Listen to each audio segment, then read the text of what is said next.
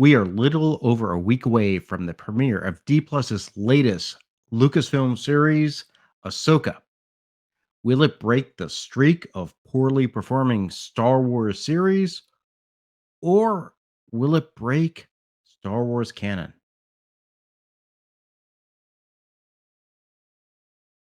Welcome to Duke Devil 95. My name is Brad Burnett, and yeah, we're a little over a week away from Ahsoka coming out. And some of us have been talking a good bit about it on some streams with the trailers we've been seeing. And I thought it's only fair before we really get into the show premiering next week. We talk a little bit of Ahsoka. First off, I've made no secret. I am an original trilogy fan.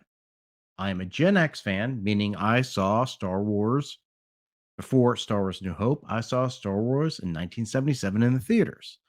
You're probably thinking, well, this old guy's not going to like Ahsoka. All right, let me put this out there first.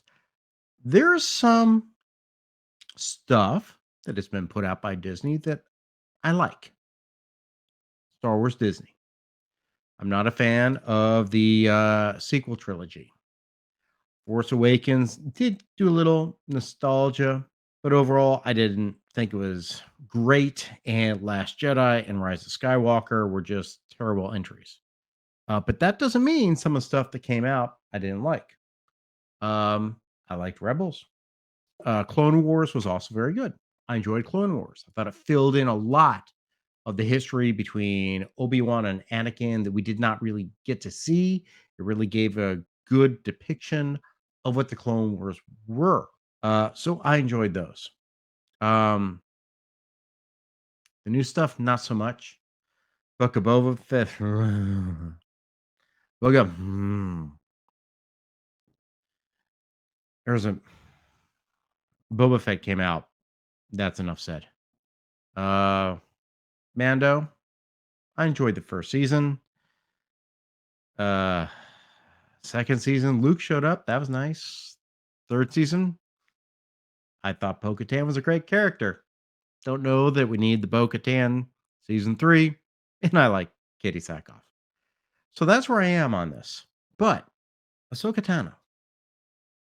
Ahsoka Tano was introduced in the Clone Wars movie as Anakin's apprentice. She was nicknamed Snips, and she was not liked because she was annoying. She continued to appear in the Clone Wars series, which, she improved as a character. She became likable as a character. Ultimately, she left the Jedi Order because she got framed for an explosion and murder. She was exonerated of those charges because it was actually set up by a fellow Jedi, Barris Offee. But Ahsoka was so upset with her treatment that she lost faith in the Jedi Order and left. That doesn't mean that she stopped using the Force. She continued to use the Force, but she was not a Jedi. We then see her reappear in the Rebels series as an agent named Fulcrum, who would feed information to the crew of the Ghost, a secret rebel agent. Eventually, she had a confrontation with her former master, Anakin Skywalker, now Darth Vader, on, I think, at a Sith temple on the planet Malachor, where it appears she died. In fact, she may have, but she was saved in future episodes by Ezra Bridger, who found the World Between Worlds, which was sort of an interdimensional time travel device, something new in the Star Wars universe, that allowed him to travel back to the point where Ahsoka would have been killed, and he pulled her out. So he saved Ahsoka. Ahsoka then went to live on in the Star Wars universe. She apparently was not involved in anything we saw in the original trilogy, but then we saw her show up again in live action in the Mandalorian series when she was hunting Grand Admiral Thrawn and eventually came in contact with Din Djarin and Baby Yoda, who we then learned through Ahsoka was named Grogu, a former Jedi apprentice himself. So that's where we are now. We are now at the Ahsoka series, where Ahsoka Tano is the primary character. And what is she doing? She is hunting Grand Admiral Thrawn, trying to figure out what he is doing and what happened to Ezra Bridger. I guess the question then should be, after what I've all said, why do I have concerns about this series? Well, again, I like the characters that we have in the series. I like the animated versions of these characters. And I'm a little concerned that Dave Filoni is going to be retconning his own material. Um, when we go and look at, well, let's just go to Bounding into Comics. They've been doing a pretty good job of this here. I mean, we got a bunch of stuff here. A bunch of rumors come out. But let's go to one of the first things here. Ahsoka Tano teaser trailer appears to show that Dave Filoni is retconning Star Wars Rebels. Yeah. What's going on here? Well, first off, the first thing that sticks out to my mind is, why is Sabine Wren, Mandalorian, wielding a lightsaber? And specifically, it's Ezra Bridger's lightsaber. So we hear there's a whole trailer called Master and Apprentices, and there's some real good critique on that whole thing. In fact, go watch Wookie Be Bad's video on that. Wookie Be Bad and I do streams on Sunday. He has a legitimate good breakdown of that trailer, and it's a good watch. So the whole impression that we get here, a new threat will emerge and a new hero will rise. What's implied is that Sabine Wren is being trained as a Jedi. So what's wrong with that? What's wrong with that? Well, first off, who's she being trained by? Ahsoka Tano. Guess what? Ahsoka Tano is no Jedi. I am no Jedi. She said it herself. She's no Jedi. So she is training Sabine Wren to be a Jedi, who we know is not Force sensitive. And how do we know that? Well, that's established in Rebels when Kanan Jarrus is trying to teach Sabine how to use the Darksaber. He specifically talks about her ability to use it. The Force resides in all living things, but you have to be open to it. And I know what you may be thinking.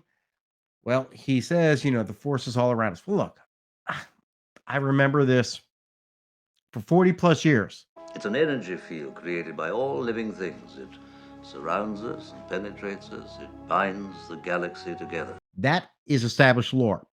What we have is a non-Force sensitive person being taught to use a lightsaber.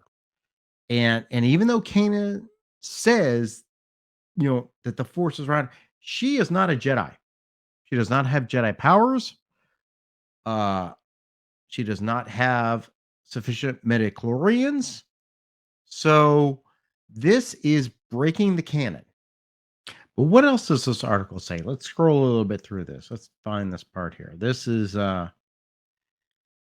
get some stuff here from here we go. This is the part that's good. The idea that Dave Filoni would retcon his own work should not come as a surprise to anyone who has followed his comments about Star Wars canon. Speaking with Screen Rant at Star Wars Celebration this past April, Filoni said, quote, "People get into these debates about of what's canon, what's not, and sometimes forget just the special nature of telling a good story and creating great characters. Part of the fan debate in the past always used to be what's canon, what's not, because there was George, and we always knew George was a canon. I look at it very broadly and just say there's just a love of Star Wars because I knew George. I worked with him. None of us are going to be him, but we love the galaxy he created and are very much a product of it, growing up with it," he concluded. End quote. So what does that mean? What does that mean? Well, we need a little more giving credit to Bounding into Comics here. They again go into J.R.R. Tolkien, who, he kind of created his own world too. George Lucas kind of followed in that gentleman's footsteps.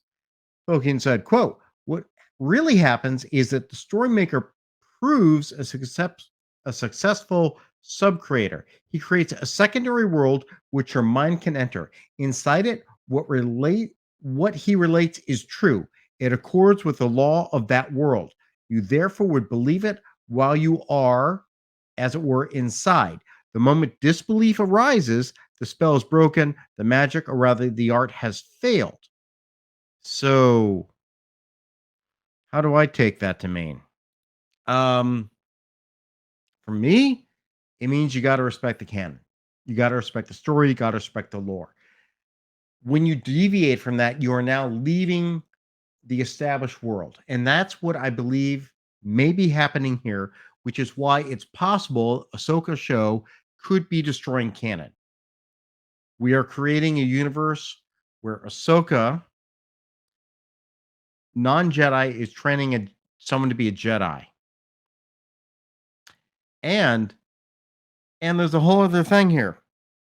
New Ahsoka rumor explains how Obi-Wan Kenobi might show up in the Star Wars series. What's this about?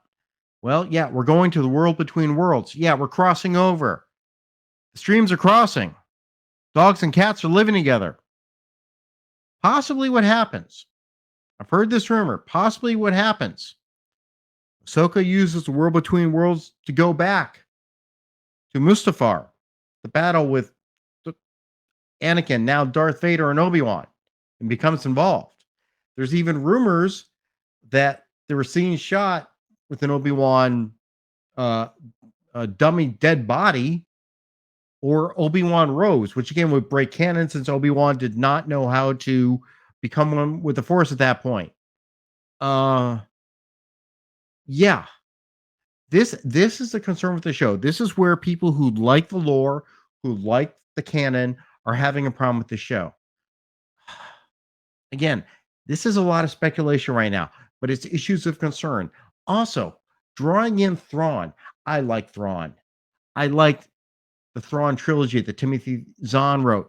It was something we did not have at that time because we did not expect Star Wars movies, but we had this book trilogy and it was good. And it continued the characters we loved. It continued Luke, Han, and Leia. Their story continued. The characters we grew up with, we loved. We saw them in our minds, translated through the words of Timothy Zahn in a book. That was staying, and it wasn't Lucas, but it respected the canon. It respected the lore and expounded upon it. This could be breaking the lore. Thrawn returns, and we've already heard Lars Mikkelsen said that he's not playing the same character he was in the animated series. He's doing it differently. Well, who's he playing? Who's Thrawn now? What is this? There's an explicit reference that Thrawn is returning as heir to the Empire. We know what that's doing. We know what they're doing. It's member berries trying to draw us back in. These are good characters. Ahsoka Tano was established as a good character.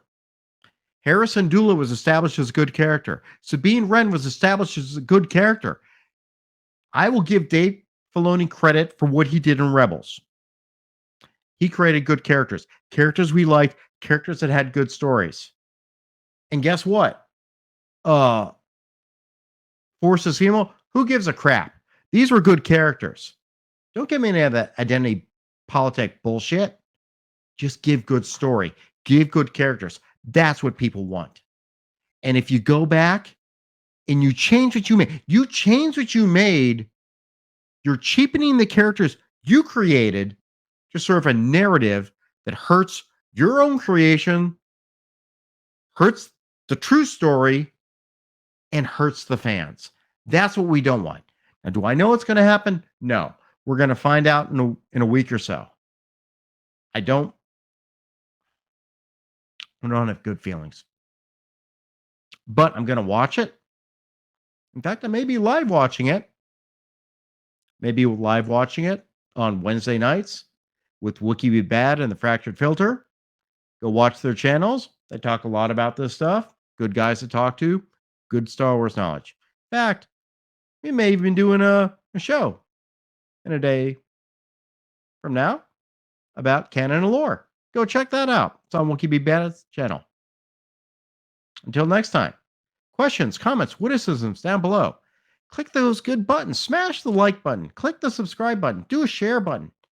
I'll see you all later. Hold up. Can't end this just yet. Forgot my prediction. That whole scene in the trailer where you see Ahsoka facing off against that Inquisitor-looking guy with the spinning blade. Prediction. Duke Devil 95 prediction. That is Ezra Bridger. Yes. Prediction. Ezra Bridger has become a bad guy. My bet. Don't know if it's going to be right. Don't know if it's going to be wrong. We will see. Again, smash that like button. Click subscribe. Click share. See you all later. Mean it this time.